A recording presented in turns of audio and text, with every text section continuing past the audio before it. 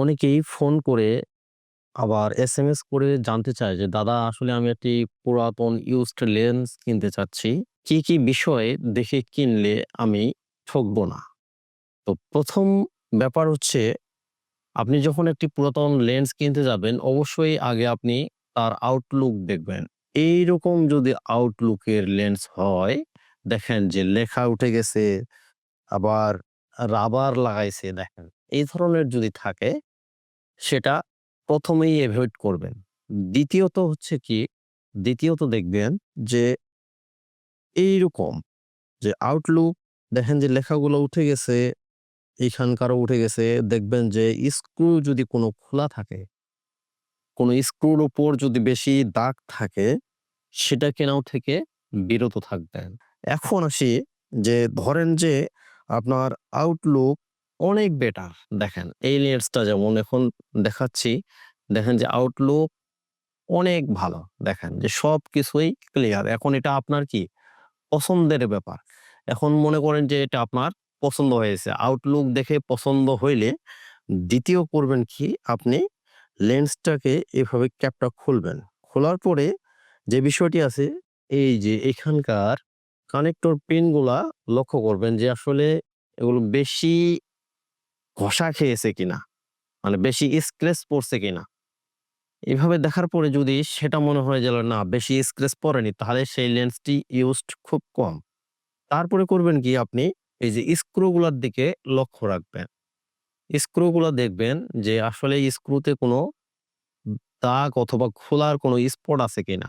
৩য় কোনটা চেক করবেন, দেখবেন যে এমনি খালি চোখে আগে দেখবেন যে এখানে কোনো ডাস্ট অথবা ফাঙ্গাস আছে কিনা। দেখেন এভাবে চেক করবেন। করার পরে এখন যদি দেখেন যে না কোনো কিছুই এখানে ধরা পড়তেছে না খালি চোখে। তারপরে করবেন কি আপনি আপনার মোবাইল নিবেন। সাপোজ এই মোবাইলের লাইটটা এভাবে অন করবেন। অন করার পরে এইখানে লাইট মেরে দেখবেন যে আসলে কোনো ফাঙ্গাস অথবা ডাস্ট দেখা যাচ্ছে কিনা। এই লেন্সটাতে আমার কিছু ডাস্ট কিন্তু আছে, কিন্তু ফাঙ্গাস নেই। এভাবে আপনি আপনার লেন্সটাকে চেক করতে পারবেন। যদি দেখেন যে না লেন্সটা সবকিছুই ক্লিয়ার, মানে আপনার ডাস্ট ফাঙ্গাস কোনো কিছুই নেই, দাগ সব ক্লিয়ার, লেখাগুলোও ক্লিয়ার, সবকিছুই মনে করেন যে বেটার আছে। তারপরে করবেন কি আপনি এই লেন্সটাকে যে বোর্ডের জন্য কিনবেন সেটাতে আপনি লাগাবেন। লাগানোর পরে ১ম চেক করবেন যে এর অটো ফোকাস ঠিক আছে কিনা।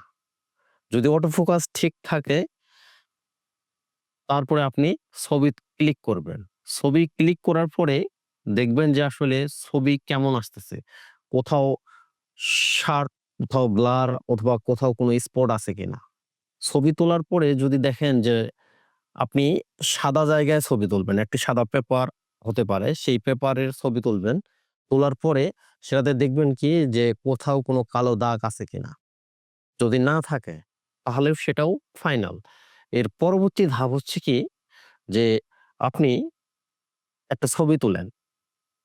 ছবি তোলার পরে তার ডিটেইলস চেক করেন যে শার্পনেস ঠিক আছে কিনা। আপনি ১ম এ f1.8 যদি হয় তাহলে f1.8 দিয়ে তুলবেন। তোলার পরে তার শার্পনেসটা চেক করবেন যে আসলে সেটা কেমন শার্পনেস দিচ্ছে। তারপরে সেটাকে f2.8 অথবা 3 তে একটি ছবি তুলবেন। তোলার পরে সাইড গুলো দেখবেন। ঠিক আছে? যদি সেটাতেও পাস হয়ে যায় তারপরের ধাপটা হচ্ছে কি আপনি ভিউ ফাইন্ডার এমনকি ডিসপ্লেতে ডাইরেক্ট লাইভ ভিউ সেটাও চেক করে নেবেন। যে অনেক ক্ষেত্রে হয় কি যে লাইভ ভিউতে দেখবেন যে লাইভ ভিউ দিয়ে ছবি তুললে ছবিটার শার্পনেস ঠিক থাকে না। আবার অনেক সময় দেখবেন যে ভিউ ফাইন্ডার দিয়ে ছবি তুললে একটু পিছনে ব্লার হয় অথবা মানে ফোকাসিংটা একটু সামনে অথবা পিছনে হয়। সেটার কারণে ছবিতে আসলে গন্ডগোল হয়। ছবির শার্পনেস ঠিক পাওয়া যায় না। তো এই বিষয়গুলোই খেয়াল রাখলে আপনি একটি ভালো লেন্স কিনতে পারবেন। ধন্যবাদ। এই ধরনের টিপস অ্যান্ড ট্রিকস চাইলে please subscribe and follow me. ধন্যবাদ।